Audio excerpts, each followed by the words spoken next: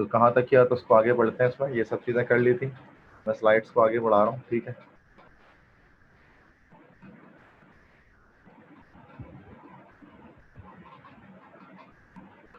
Oxidation number तक किया था यहाँ तक कल। ठीक है, तो किस तरह से ऑक्सीडेशन हम निकालते हैं डिफरेंट एलिमेंट्स के कंपाउंड के अंदर, ये देखा था।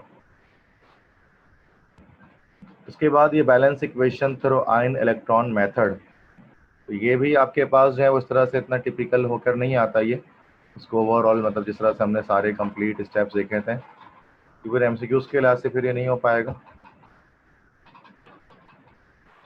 तो फिर इस लिहाज से क्या कि सिंपल तरह से इक्वेशंस को बैलेंसिंग करना, वही चीज़ें आ रही होती हैं। ठीक है, तो आयन इलेक्ट्रॉन मेथड के थ्रू बैलेंसिंग नहीं आता एप्टीट्यूड के अंदर, कि आप किस तरह से उसको बैलेंस करोगे ओवरऑल इक्वेशन को। ठीक है, क्योंकि ये काफ़ी बड़ा एक मेथड होता है जिसको हम बड़ी डिटेल में सॉल्व करते हैं 7 स्टेप में।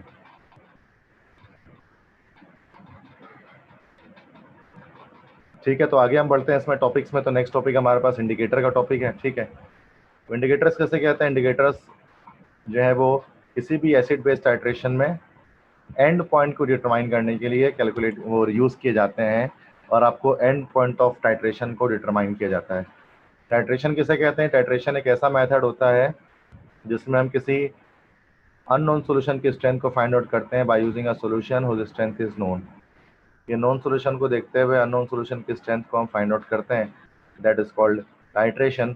अब टाइट्रेशन दो तरह से हमारे पास होती है, एक हमारे पास होती है एसिड बेस्ड टाइट्रेशन, और दूसरी हमारे पास एक होती है जिसको हम लोग बोलते हैं रेडॉक्स टाइट्रेशन। तो एसिड बेस्ड टाइट्रेशन में तो इंडिकेटर की ज़रूरत होती है, लेकिन रेडॉक्स टाइट्रेशन के अंदर जो है वो इंडिकेटर की ज़रूरत नहीं होती। यहाँ वहाँ पर चूँकि जो पोटेशियम पर मैग्नेट होता है KMnO4, वो इट सेल्फ इंडिकेटर के तौर पर बिहेव कर रहा होता है। तो किसी भी एसिड बेस्ड टाइट्रेशन के अंदर हम इंडिकेटर से बताते हैं रिएक्शन के एंड पॉइंट को कि कहाँ पर आपको रीडिंग लेनी है। कलर चेंज करता है वो सोल्यूशन का, और सोल्यूशन का कलर चेंज करके हम बता रहे होते हैं। ठीक है, ना इंडिकेटर्स जो है वो या तो खुद वीक एसिड्स होते हैं या वीक बेसिस होते हैं। इंडिकेटर की खुद जो नेचर होती है या तो वीक एसिडिक नेचर होती है या वीक बेसिस होते हैं वो आपस में। बहुत सारे इंडिकेटर हम यूज़ करते हैं, जैसे litmus paper, methyl orange, phenolphthalein, universal indicator, ये ज़्यादातर इंडिकेटर है जो इस्तेमाल किए जाते हैं। लिटमस पेपर जो है पेपर टाइप का होता है सॉलिड स्टेट में। ठीक है, मिथाइल ऑरेंज जो होता है दैट इज लिक्विड स्टेट में होता है, फिनोल्फथलीन भी लिक्विड होता है, यूनिवर्सल इंडिकेटर भी लिक्विड ही होता है। ठीक है, लिटमस पेपर को नॉर्मली हम गैसेस वगैरह को चेक करने के लिए हम इस्तेमाल करते हैं, गैसेस की एसिडिटी, बेसिसिटी, जैसे क्लास 9th में आपने देखा होगा। और बाकी मिथाइल ऑरेंज, फिनोल्फथलीन, ये हम इस्तेमाल करते हैं एसिड बेस्ड टाइट्रेशन के अंदर, और यूनिवर्सल इंडिकेटर को हम फर्दर एडवांस लेवल में हम उसको इस्तेमाल करते हैं टाइट्रेशन में। तो आपको एसिड के कलर याद करने हैं डिफरेंट। एमसीक्यूज में आपसे कलर पूछा जाता है कि इंडिकेटर्स का कलर क्या होता है डिफरेंट सब्सटेंस के अंदर, तो आप उसकी निमोनिक से आप उसको याद कर सकते हो। जैसे लिटमस पेपर के लिए याद कर लो शुरू के अल्फ़ाबेट से RBC, तो RBP जो है वो ये हो गया लिटमस पेपर। मिथाइल ऑरेंज याद करना तो रेयो याद कर लो, RYO, तो रेयो ये हो गया आपका मिथाइल ऑरेंज। फिनोल्फथलीन के लिए याद कर लो CPC, ठीक है, CPC। और यूनिवर्सल इंडिकेटर के लिए हो जाएगा RPG। ठीक है, तो पहले वाले जो है वो एसिड्स हैं, फिर बेसिस कलर में क्या होते हैं, फिर न्यूट्रल। तो लिटमस पेपर जैसे जो है वो एसिड में रेड होता है, बेस में ब्लू होता है, न्यूट्रल में पर्पल होता है।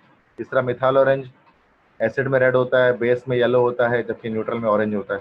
तो डिफरेंट कलर्स आपको पता होने चाहिए। फिनोल्फथलीन जो है वो एसिड में कलरलेस होता है और बेस में पिंक हो जाता है, न्यूट्रल में भी ये कलरलेस रहता है। ठीक है, अच्छा, अब इसमें याद रखना है कि मिथाइल ऑरेंज खुद जो इसकी नेचर होती है ना, फिनोल्फथलीन की खुद नेचर ये होती है कि एक वीक बेस होता है, ये खुद जो है वो वीक बेस होता है, जबकि मिथाइल ऑरेंज की खुद नेचर ये होती है कि ये खुद जो है वो इटसेल्फ इनकी नेचर होती है वीक एसिड होते हैं ये। ठीक है, जिसकी वजह से मिथाइल ऑरेंज हम सिर्फ तब इस्तेमाल करते हैं जब आपको वीक बेस के तौर के साथ टाइट्रेट करना होता है। ठीक है, याद रखिएगा कि जब वीक बेस होता है तो सूरत में मिथाइल ऑरेंज इस्तेमाल करना है, वरना बाकी तमाम केसेस के अंदर हम फिनोल्फथलीन इस्तेमाल करते हैं, चाहे दोनों चीज़ें स्ट्रॉन्ग हो या चाहे जब एसिड वीक हो जाए, उस सूरत में भी हम जो है फिनोल्फथलीन यूज़ करते हैं। और मिथाइल ऑरेंज का इस्तेमाल सिर्फ एक सूरत में होता है कि अगर टाइट्रेशन में वीक बेस को इस्तेमाल किया जाए तो मिथालोरेन यूज़ करते हैं। ठीक है, परसेंटेज डिसोसिएशन याद रखें डिफरेंट एसिड्स और बेसिस की, कितने परसेंट तक वो डिसोसिएट हो जाते हैं, ये चार्ट याद रखना होगा कि strong acid, weak acid, strong base, weak base. तो मैंने कुछ स्ट्रॉन्ग एसिड्स लिख दिया, कुछ वीक एसिड्स लिख दिया, कुछ स्ट्रॉन्ग बेस और एक वीक बेस लिख दिया। तो स्ट्रॉन्ग एसिड में HCl है, नाइट्रिक एसिड है, सल्फ्यूरिक एसिड है, वीक एसिड में एसिटिक एसिड है, कार्बोनिक एसिड है, स्ट्रॉन्ग बेस में कास्टिक सोडा है, कास्टिक पोटाश है, और वीक बेस में अमोनियम हाइड्रोक्साइड है। तो स्ट्रॉन्ग एसिड्स में क्या होता है आपके पास के स्ट्रॉन्ग जो भी होता है ना 90 से 95% याद रखिए उसकी, 90 से 95% डिसोसिएट हो जाते हैं, जैसे आप ये देख सकते हैं। लेकिन सिर्फ सल्फ्यूरिक एसिड में ऐसा है कि 60% डिसोसिएट होता है। तो ये मल्टीपल स्टेजेस में डिसोसिएट हो रहा होता है सल्फ्यूरिक एसिड। मतलब एक तो ये होता है कि आपने क्या किया कि H2SO4 है, सल्फ्यूरिक एसिड लिया, या आप उसको याद कर लें। सिर्फ सल्फ्यूरिक एसिड वाहिद है जो कि 60% डिसोसिएट होता है, लेकिन सल्फ्यूरिक एसिड मल्टीपल स्टेजेस में डिसोसिएट होता है, चूंकि वो एक डाई बेसिक एसिड है। जैसे सल्फ्यूरिक एसिड की जब हम बात करेंगे H2SO4 की, तो एक साथ वो अपने दोनों H+ आइंस नहीं देता, बल्कि 1 बाय 1 स्टेप बाय स्टेप देता है। कि फर्स्ट स्टेप में क्या होता है कि एक H+ निकल जाता है और एक H+ निकलता है, और उसके साथ साथ जो है उसके बाद फिर SO4-2 सल्फेट आइंस बन जाते हैं। ठीक है, सॉरी HSO4-1 मतलब बाई सल्फेट आइन बन जाता है। ठीक है, तो ये एक स्टेप। उसके बाद सेकंड स्टेप में क्या होता है, देन जो बाई सल्फेट आइन होता है HSO4-1, तो ये क्या करते हैं, बाकी अपना ये एक और H+ लॉस कर देता है, और H+ एक और लॉस करने के बाद ये सल्फेट बन जाता है। अच्छा, फीस सिर्फ सबमिट करानी है ना यार उसामा, ये फॉर्म में ना फॉर्म दे दो उसामा इनको। ठीक है, क्लास 9 के लिए, और फीस सबमिट करेंगे, वाउचर बना के दे दो। हाँ, साथ साथ इनको फॉर्म दे दो, हिसाब सबमिट करा दो। मैं ऑनलाइन क्लास ले रहा हूँ ना असल। ओके, तो बाई सल्फेट आयन है। ठीक है, तो यहाँ पर HSO4 नेगेटिव है, तो एक H+ निकल गया, तो दूसरी बार जो है वो बच गया आपके पास SO4-2। ठीक है, तो सल्फेट आयन यहाँ पर ही हो जाएगा। ओके ओके, ठीक है, एडमिट करता हूँ। ठीक है,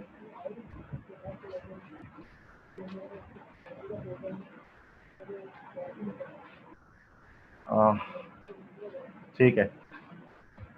ओके, तो इस वजह से पहले स्टेप में जो डिसोसिएशन होती है वो 60% तक होती है, मैक्सिमम 60% डिसोसिएशन होती है, और फिर दूसरे स्टेप में जो है वो ये 98% तक डिसोसिएट हो जाता है। तो फर्स्ट स्टेप में जो है वो ये जो 60% आ रहा है, इसके ये मतलब ये मल्टीपल स्टेजेस में डिसोसिएट होता है, तो फर्स्ट स्टेप में कम होता है, सेकंड स्टेप में ज़्यादा डिसोसिएट हो रहा होता है। ठीक है, इस तरह से अगर हम वीक एसिड्स की बात करें तो या वीक बेस की, तो उसकी 1.4% है, इस एसिटिक एसिड की 1.4% है, और अमोनियम हाइड्रोक्साइड ये भी वीक बेसिस की 1.4% है। सिर्फ जो बाइकार्बोनिक एसिड होता है इसकी और कम होती है, जिसकी 0.17% होती है। ठीक है, तो ये आप डिफरेंट परसेंटेजेस याद रखें डिसोसिएशन की, कि कौन सा एसिड और बेस कितनी परसेंट तक टूट सकता है अपने आइंस के अंदर। ठीक है, नेक्स्ट इसके बाद पीएच और पीओएच का कॉन्सेप्ट हमारे पास आता है कि जो स्ट्रेंथ ऑफ सॉल्यूशन को डिटरमाइन करने के लिए यूज करते हैं कि कितना ज़्यादा एक जो सॉल्यूशन है उसकी स्ट्रेंथ होती है, मतलब वो कितना एसिडिक होता है या कितना बेसिक होता है, इस चीज़ के बारे में हम इसमें डिस्कस करते हैं पीएच और पीओएच के अंदर। ठीक है, तो पावर ऑफ एच, पीएच किसे कहते हैं कि पीएच होता है पावर ऑफ H+ आइन। ठीक है, H+ आइंस की पावर दैट इज पीएच, और पीओएच होता है पावर ऑफ OH- आइंस। तो दोनों ही बताते हैं आपको स्ट्रेंथ ऑफ सॉल्यूशन। उसके अंदर 100 रुपये है ना, एक सेकेंड, 100 देख लेता है, 200 चाहिए ना।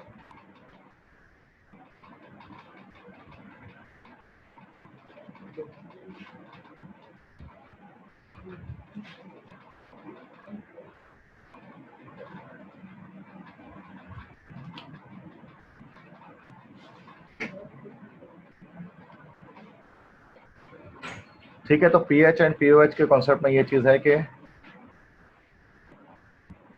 दोनों ही जो है वो स्ट्रेंथ ऑफ एसिड और बेस बता रहे होते हैं। पीएच कैलकुलेट करने के लिए क्या करना होता है, pH is actually the negative logarithm of H+ आइन कंसंट्रेशन। ठीक है, H+ आइन कंसंट्रेशन जो भी मौजूद होगा आपको उसकी negative log, that is pH. ठीक है, अच्छा, अगर आपको इस तरह से ये करना हो कि H+ आइन मालूम करना हो पीएच के थ्रू, तो आप इस फॉर्मूले को अरेंज कर लेंगे। तो ये H+ आइन कंसंट्रेशन मालूम होगा NT log - pH, इस फॉर्मूले से हो जाएगा। ठीक है, क्योंकि ये पीएच यहीं रहेगा नेगेटिव साइन इधर जाएगा और लॉग जब इधर जाएगा 1/log एंटी लॉग के बराबर हो जाएगा। ठीक है, पीओएच की जब बात करेंगे तो negative logarithm O H negative ion concentration का वो पीओएच कहलाता है। ठीक है, उसको फिर हम पीओएच कहते हैं। तो पीओएच किसके बराबर हो जाएगा भाई, negative log O H negative ion concentration, और ओएच नेगेटिव निकालना है तो एंटी लॉग माइनस पीओएच। और आपको ये बात याद रखनी चाहिए कि पीएच और पीओएच जब दोनों को ऐड करते हैं तो उसकी वैल्यू हमेशा 14 के बराबर आती है। तो एक पूरी स्केल होती है, पीएच की स्केल और पीओएच की स्केल, जो आगे यहाँ पर आपको मैं दिखाता हूँ। ये तो मैंने आपको फॉर्मूले बता दिए, सिंपल ये फॉर्मूले याद रखें। और साथ में पीएच स्केल जो होता है उसमें क्या होता है कि भाई के यहाँ पर 0 से लेकर 6 तक जो है वो एसिडिक होता है, 7 पर आपका होता है न्यूट्रल, फिर 7 से लेकर आगे फिर 14 तक अल्कलीन या बेसिक होता है।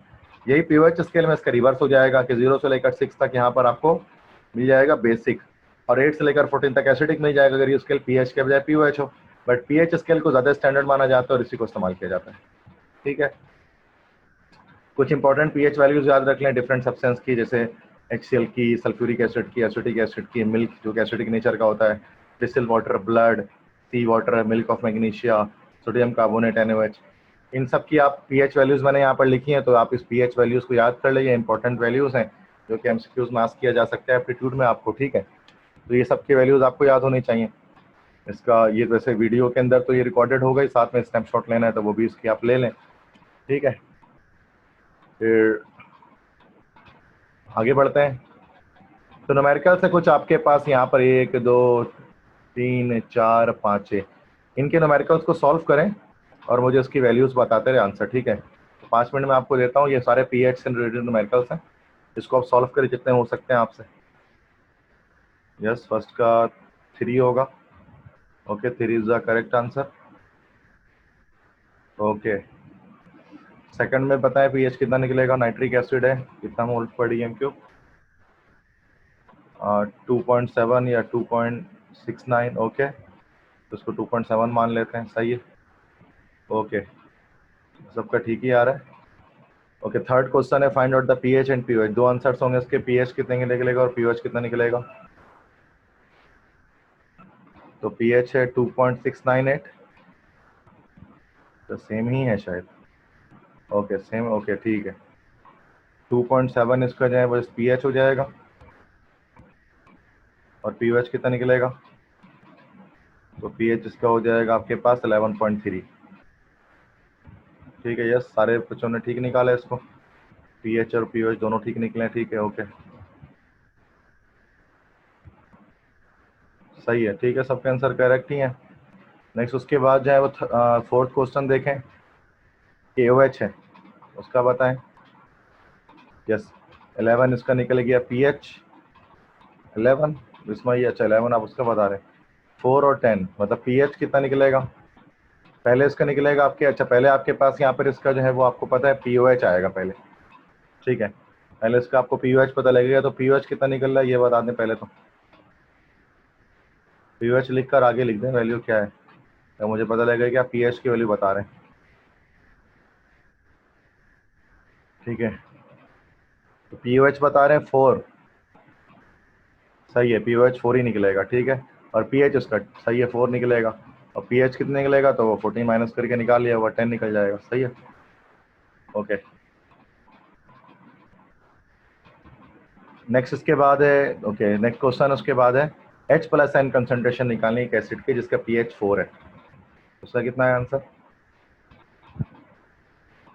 H positive ion concentration.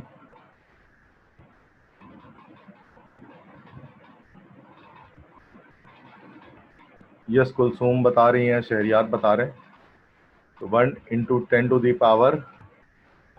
10⁻⁻⁴। ठीक है, यूनिट आ जाएगी आपके पास मोलर। ठीक है, okay Bisma you right as well. Okay, next H+ और OH नेगेटिव दोनों आयन कंसंट्रेशन बतानी है एक सोल्यूशन जिसका pOH 5 है। पहले आपको OH नेगेटिव आयन कंसंट्रेशन पता लग गया होगा, कितना है उसका OH negative ion last question का,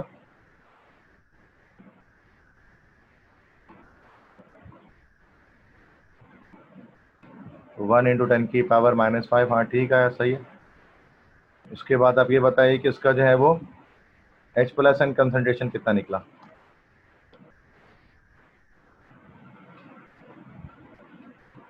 ठीक है, H+ आप जैसे बता रहे हैं that is -9। Okay, that is 1 × 10⁻⁻⁹। सही, so this is the correct answer. Okay, सब बच्चों ने ठीक ही बनाया। ओके,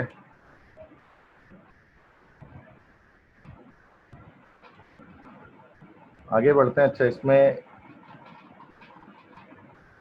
अगर परसेंटेज करके आयनाइजेशन आ जाए, जैसे कि 0.3 मोलर मैग्नीशियम हाइड्रोक्साइड 60% आयनाइज्ड है, तो अगर ये आपके सामने परसेंटेज आयनाइजेशन करके आपसे अगर पीएच बोले, तो जस्ट आपको परसेंटेज से मल्टीप्लाई कर देना है।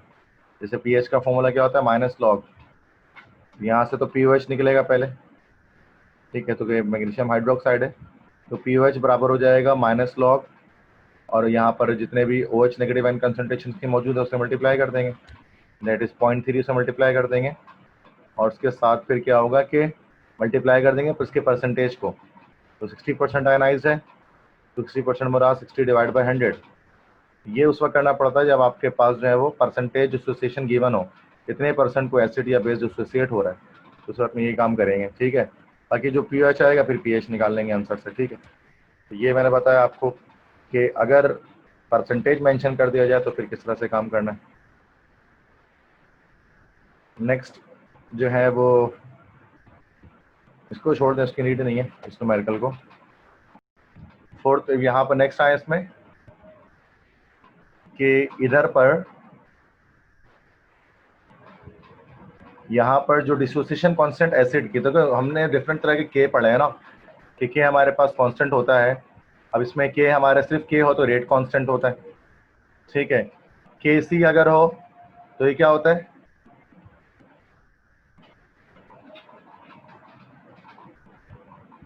के सी हो तो फिर ये होता है आपका कौन सा कांस्टेंट, इक्विलिब्रियम कांस्टेंट, ठीक है।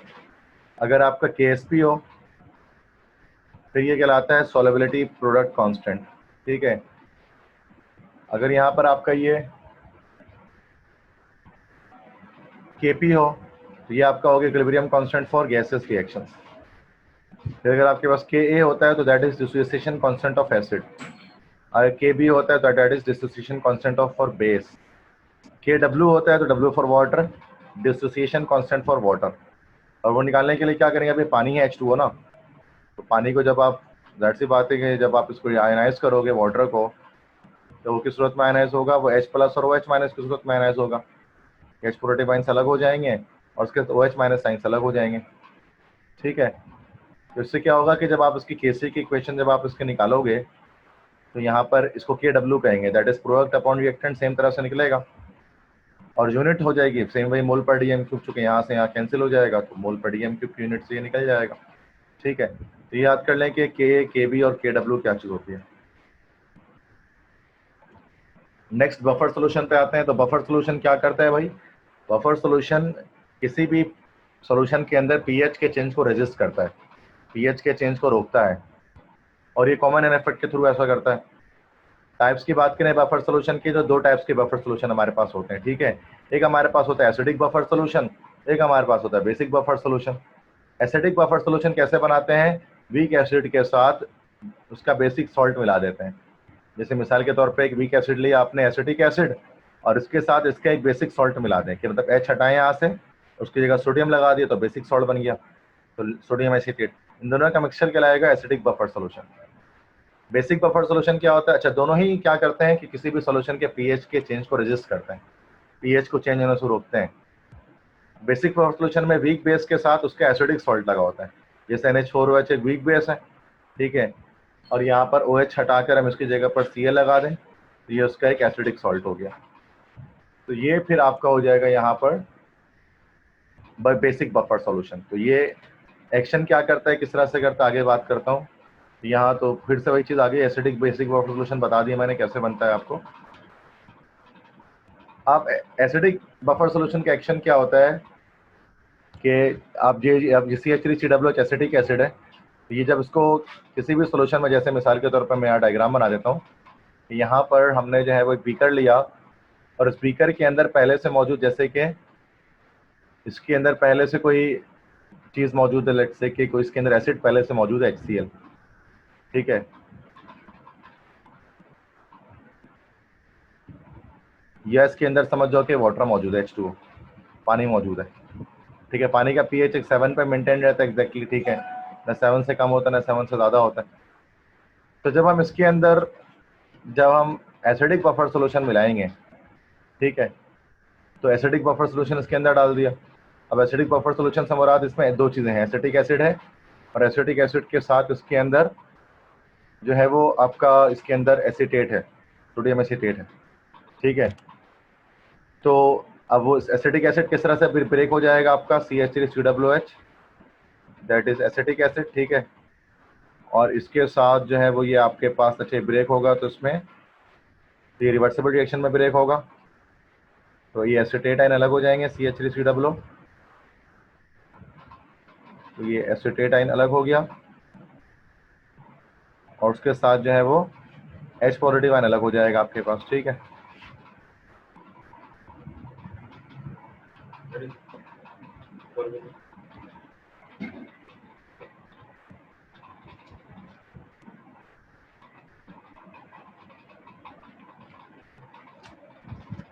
सेपरेट हो जाएगा, ठीक है, H पॉजिटिव आयन। अब इसके बाद इसके साथ इसमें एसिटिक एसिड भी मौजूद है, सोडियम एसिटेट मौजूद है CH3COONA, ठीक है। अब ये CH3COONA जो मौजूद है ये किस तरह से ब्रेक होगा, ये हाईली सॉल्युबल होता है, ठीक है। सोडियम का सॉल्ट तो हाईली सॉल्युबल होगा, तो फिर से क्या होगा कि आपके सामने यहाँ पर एसिटेट आयन आ जाएगा CH3COO, ठीक है, ये हो गया और उसके साथ जो है वो Na पॉजिटिव बन जाएगा, तो ये आपका इरिवर्सिबल रिएक्शन में बनेगा, एक हाईली सॉल्युबल सॉल्ट हो गया। ये दो चीज़ें एसिडिक बफर सोल्यूशन में मौजूद थी। अब अगर हम इसके अंदर बाहर से कुछ फ्यू ड्रॉप्स ऑफ एसिड डालेंगे, तो फ्यू ड्रॉप्स ऑफ एसिड डालने में होगा क्या कि H प्लस आयन की कंसंट्रेशन बढ़ जाएगी और प्रोडक्ट पे कंसंट्रेशन जब बढ़ेगी तो रिएक्शन बैकवर्ड आ जाएगा, और रिएक्शन जब बैकवर्ड आएगा तो क्या होगा कि जो भी चेंज होगा पीएच में वो रेजिस्ट हो जाएगा, वापस अपने जगह पर आ जाएगा। तो यहाँ पर मैंने इसी बात को सेंटेंस के अंदर लिखा है कि H पॉजिटिव आयन की सूरत में क्या होगा कि H पॉजिटिव आयन डालने पर, एसिड डालने पर रिएक्शन बैकवर्ड हो जाएगा और बैकवर्ड होने पर वापस आपको पीएच मेंटेन हो जाएगा। और अगर बेस डालेंगे तो बेस मतलब OH नेगेटिव आयन अगर ऊपर से हम डालेंगे तो वो H प्लस से रिएक्शन करके वाटर बना लेगा, तो क्या होगा फिर से पीएच जो है वो मेंटेन हो जाएगा। तो एसिडिक बफर, तो अगर आपने कोई भी सोल्यूशन लिया, अगर आप उसका पीएच मेंटेन करना है तो आप उसमें एसिडिक बफर सोल्यूशन डाल दो, तो चाहे उसके बाद उसके अंदर चाहे आप एसिड डालो कि बेस डालो, उससे उसकी समझ जाओ कि इसमें कोई फर्क नहीं पड़ता। अस्सलाम वालेकुम, अस्सलाम वालेकुम। हाँ भाई, थैंक यू। जी सर, क्या कह रहे हैं?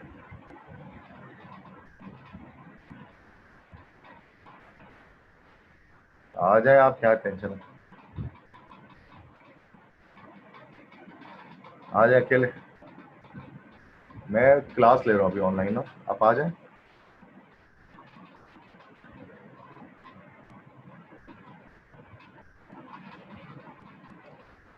ओके ठीक है, तो अब ये सेम इसी तरह से अगर बेसिक बफर सोल्यूशन होगा तो उसमें भी सेम यही एक्शन करेगा कि बेसिक बफर हो चाहे एसिडिक बफर हो, वो पीएच के चेंज पर रेजिस्ट कर रहा होता है, ठीक है। बस आपको इतना डिटेल में नहीं जाना, आपको सिंपल में यही चीज़ याद रखनी है कि बफर सोल्यूशन पीएच चेंज को रेजिस्ट करता है और एसिडिक बफर सोल्यूशन का पेयर कौन सा होता है, बेसिक का पेयर कौन सा होता है। बस इतनी बातें याद रखते हैं ना, बस ये स्लाइड भी आप याद रखोगे तो ईजी है।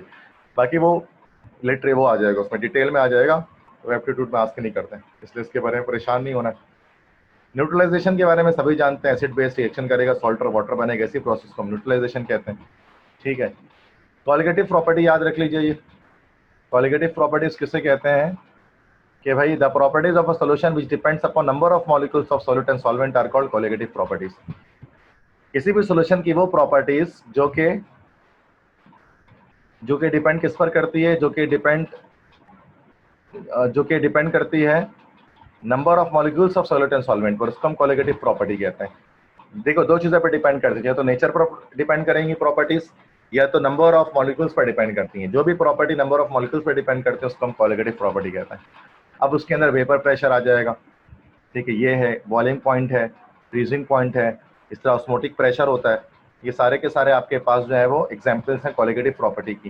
ये सब के सब नंबर ऑफ मॉलिक्यूल्स पर जो है वो बेस करते हैं, डिपेंड करते हैं।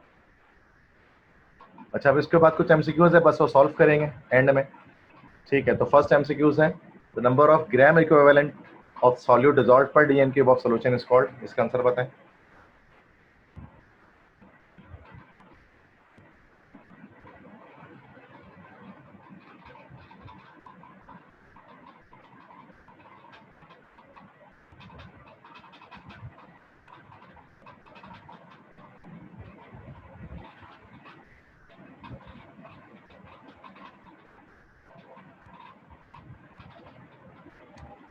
तो बिस्मा बता रही है ए, बाकी बच्चे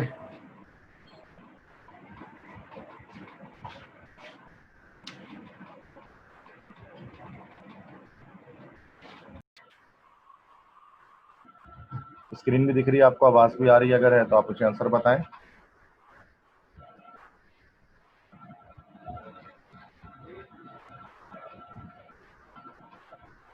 बी ऑप्शन कह रहे हैं कुलसुम शकील मोलैलिटी।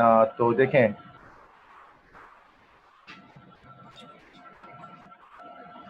इसमें मोलैलिटी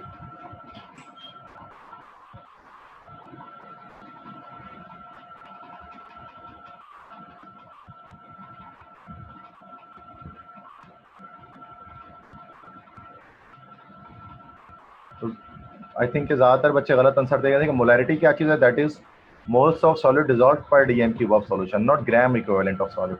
मोलैरिटी क्या चीज होती है? Moles of solid dissolve per KG of solution. तो ये दोनों ही नहीं है, ठीक है। नॉर्मेलिटी, अच्छा मोल फ्रैक्शन तो एक अलग चीज होती है, that is moles of solute upon moles of solute plus solvent. तो मोल्स अपॉन मोल होता है वो। ये जो नॉर्मेलिटी है, नॉर्मेलिटी इज आंसर, क्योंकि उसमें ग्राम इक्विवेलेंट पे सॉल्यूट का डिसॉल्व किया जाता है पर डीएम क्यूब ऑफ सॉल्यूशन के अंदर। तो नॉर्मेलिटी में ये चीज़ करते हैं, प्रैक्टिकल में आपने फर्स्ट टाइम इसमें देखा होगा इसके हवाले से, ठीक है। तो बाकी ग्राम इक्विवेलेंट यूनिट का फॉर्मूला सिंपल होता है कि अगर एसिड का निकाल ले हो तो एसिड का मॉलिक्यूलर मास डिवाइड बाय उसके बेसिसिटी से डिवाइड कर देते हैं, जबकि बेस के लिए निकालना हो तो बेस के मॉलिक्यूलर मास को उसके एसिडिटी से डिवाइड कर देते हैं, ठीक है। ये नॉर्मेलिटी आंसर होगा, that is gram equivalent of solute dissolve per DM cube है लीटर ऑफ सॉल्यूशन। यहाँ अगर मोल होता तो फिर मोलैरिटी होता, ठीक है। नेक्स्ट है सेकंड, इसमें कि solution which contains a relatively small amount of solid dissolved in the solvent is called. कि अगर सॉल्यूशन के अंदर small amount of solute dissolve है सॉल्वेंट में, तो वो कौन सा सॉल्यूशन कहलाता है?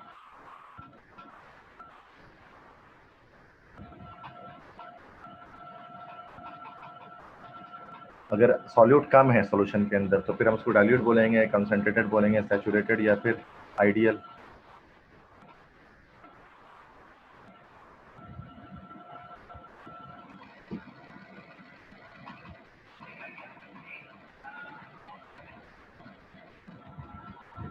यस, ए होगा, डाइल्यूट सॉल्यूशन कहलाएगा फिर वो। Okay good.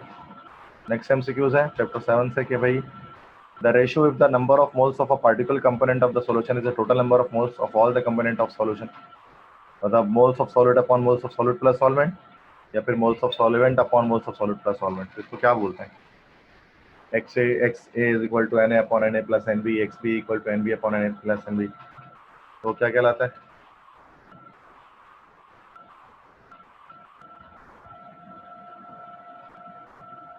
Yes, B, that is called mole fraction। Okay, next MCQs है कि which substances yield ions and dissolved in water। इनमें से किस चीज को डिसॉल्व करेंगे पानी में तो आइंस आपको मिल जाएंगे, positive negative.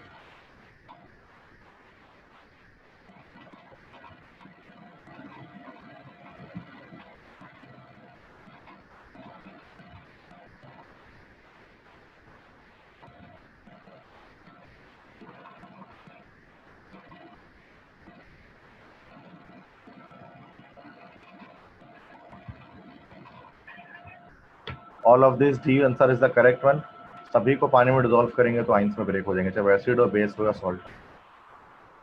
Okay, next is the ionic product of water. Water का आयनिक प्रोडक्ट कितना होता है? मतलब उसके जो आइंस बनते हैं उसको अगर हम प्रोडक्ट निकालें तो जानते हैं कितना होता है चारों में से? देखो लेट्स से कोई भी आपने वाटर लिया, H2O लिया, पानी, ठीक है। तो पानी को जब हम आयनाइज करते हैं वाटर को, तो आयनाइज करने पर ये आपके पास दो आइंस में ब्रेक होता है, H प्लस आइंस अलग हो जाते हैं, OH प्लस आइन अलग हो जाते हैं इसके अंदर। अब यहाँ पर इसकी जो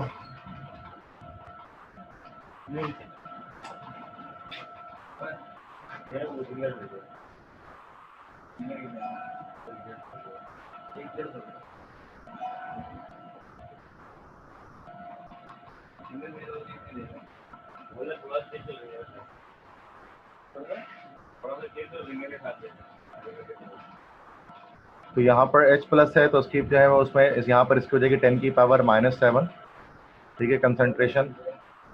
और OH नेगेटिव आयन भी न्यूट्रल सोल्यूशन के लिए 10⁻⁷ चुके न्यूट्रल सोल्यूशन का पीएच पीओएच दोनों आयन की कंसंट्रेशन आपकी 7 ही होती है।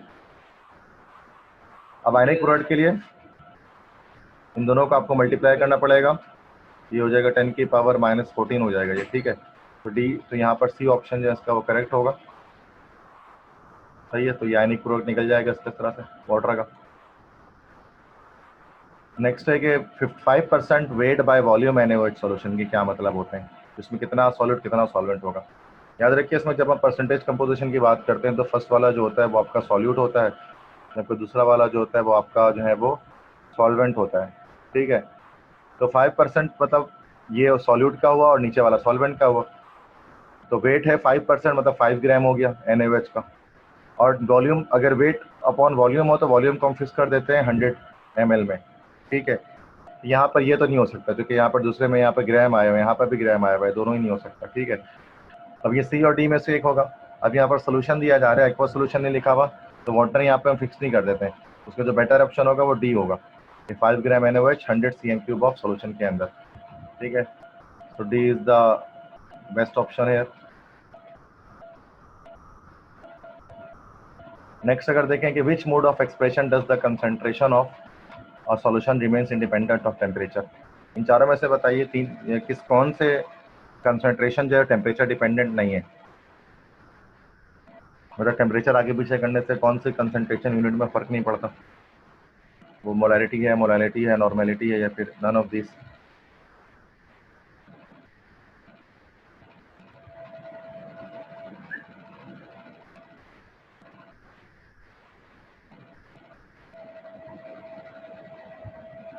तो डी आंसर आ रहा है, नन ऑफ दिस। तो ये यहाँ पर फिर से गलत बताया, ठीक है। देखिए मोलैरिटी क्या चीज़ होती है, that is moles per unit volume. Normality क्या होती है, gram equivalent weight per unit volume. Molality क्या चीज़ होती है, that is moles of solid upon KG of solvent. याद रखिए वॉल्यूम जो है ना, वॉल्यूम डिपेंड करती है किस पर, टेम्परेचर पर। तो टेम्परेचर इंक्रीज करने पर वॉल्यूम इंक्रीज होता है, टेम्परेचर कम करने पर डिक्रीज होता है। लेकिन जो मास है वो मास टेम्परेचर डिपेंडेंट नहीं होता, कि अमाउंट को आप टेम्परेचर पे कम ज़्यादा करने से कुछ भी फर्क नहीं पड़ता। इस वजह से molality is the correct answer, चूँकि यहाँ पर उसमें moles of solute upon KG of जो है वो सॉल्वेंट होता है, दैट्स व्हाई। नेक्स्ट एमसीक्यूज है, on the following salt dissolve in water form of solution with a pH greater than 7। किस सॉल्ट को पानी में डिजोल्व करेंगे तो pH 7 से ज़्यादा आएगा। मतलब इन चारों में से कौन सा वो सॉल्ट है जो कि एक बेसिक सॉल्ट है।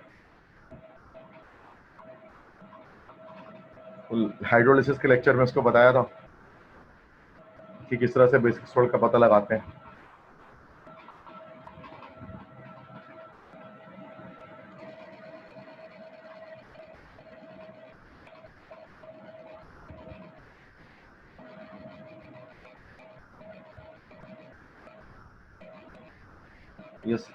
ये सी इज द करेक्ट आंसर, क्योंकि जैसे ही आप इसको वाटर में डिजोल्व करो, जैसे कि H+ और OH-, तो जब आप इसको वाटर में डिजोल्व करते हो तो इन दैट केस क्या होता है कि NaOH होता है और ये यहाँ पर H2CO3 बनता है। तो NaOH जो बना आपके पास वो एक स्ट्रॉन्ग बेस बना और H2CO3 वीक एसिड बना, तो ओवरऑल जो ये सॉल्यूशन की स्ट्रेंथ होगी वो बेसिक होगी। तो ये बेसिक सॉल्ट आपका सोडियम कार्बोनेट है।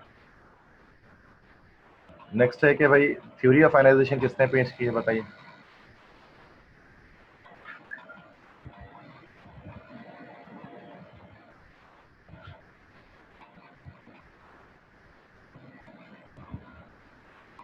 क्योंकि सी करेक्ट आंसर है, आर्हीनियस ने पेश की।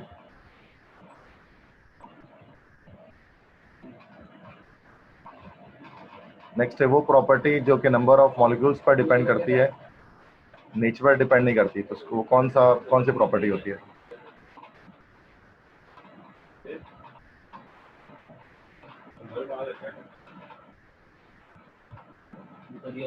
या सी हो जाएगा, कोलिगेटिव प्रॉपर्टीज।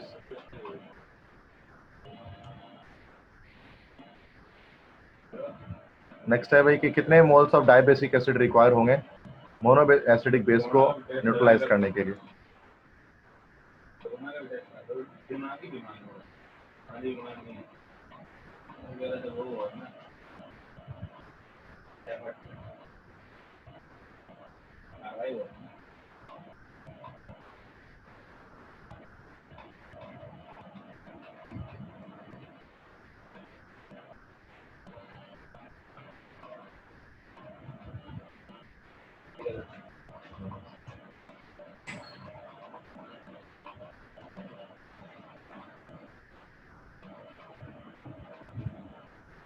तो इसमें से ये देखें कि भाई एक H प्लस और एक OH नेगेटिव आयन को जो रिप्लेस करता है।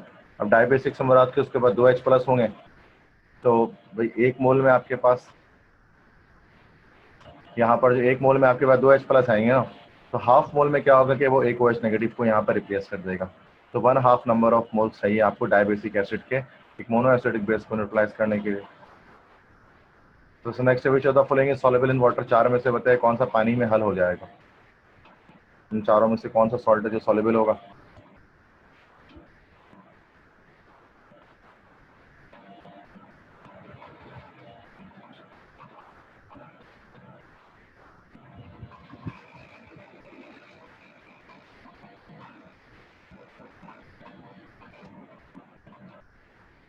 ए ऑप्शन आ रहा है, ए तो बिल्कुल भी नहीं, जो कि सिल्वर के सॉल्ट मैंने बताया था आपको कि सिल्वर के सॉल्ट जो है वो सॉल्युबल इन वाटर होते हैं, पानी में हल नहीं होते हैं। चैप्टर 6 में सॉल्युबिलिटी के मैंने बताया, तो सी ये भी सॉल्युबल इनसॉल्युबल इन वाटर है, पानी में हल नहीं होगा। कैल्शियम कार्बोनेट जो है, कार्बोनेट जो है वो इनसॉल्युबल इन वाटर होते हैं के थ्रू एक कैल्शियम के। ठीक है, डी ऑप्शन भी नहीं होगा, फेरोसल्फेट भी पानी में हल नहीं होता। ठीक है, तो बी ऑप्शन करेक्ट है। पोटेशियम नाइट्रेट वाहिद है जो कि पानी में हल हो सकता है, वाटर सॉल्युबल है। अच्छा बताइए, चार सब्सटेंस यहाँ पर है, 5 बल्कि सोडियम है, मरकरी है, सल्फर है, प्लेटिनम है और साथ में ग्रेफाइट है। बताइए वो कौन से हैं जिनको हम इलेक्ट्रोड्स के तौर पर इलेक्ट्रोलाइटिक सेल में इस्तेमाल कर सकते हैं।